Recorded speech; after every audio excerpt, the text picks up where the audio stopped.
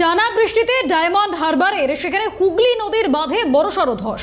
100 মিটারেরও বেশি বাঁধের অংশ ভেঙে পড়েছে একেবারে নদী গর্ভে। জাতীয় সড়কের পাশেই বাঁধে ধস, এলাকায় আতঙ্ক।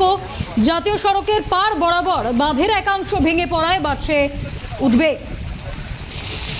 স্থানীয় বাসিন্দারা তারা রীতিমতো উদ্বিগ্ন। কি বলছেন তারা, শুনুন।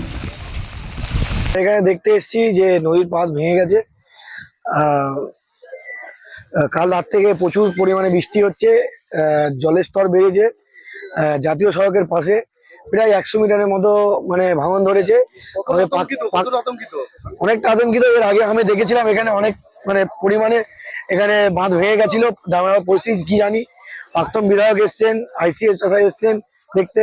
বিষয়বস্তু হচ্ছে এই যে দীর্ঘদিন নদী পাড়ের এই যে বাঁধ সংস্কার হয়নি। আগের সরকার দীর্ঘ 15 বছর ক্ষমতায় থেকেও তারা এই নদী পাড়ের দিকে কোনো লক্ষ্য দেয়নি।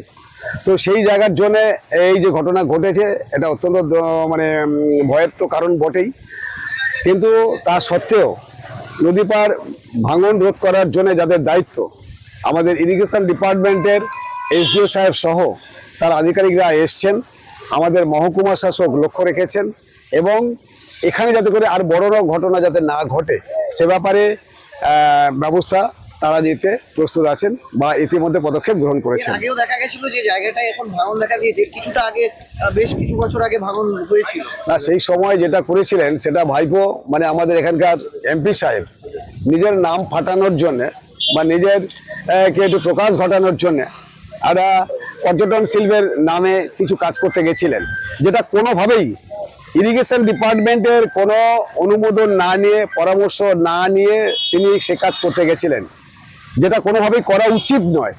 তো যার জন্যই হচ্ছে সেই ঘটনাটা, বড় রকমের ঘটনা ঘটেছিল, সেটা সেই সময় পদক্ষেপ গৃহীত হয়েছে, সেখানকার অংশটা সুরক্ষিত করা হয়েছে এবং সেই অংশের জন্যই কিন্তু আজকের এই যে ঘটনা কোথাও কোথাও ঘটছে সেটা কিন্তু সেই অংশের জন্যই বা সেই কারণেই কিন্তু আজকে ঘটছে।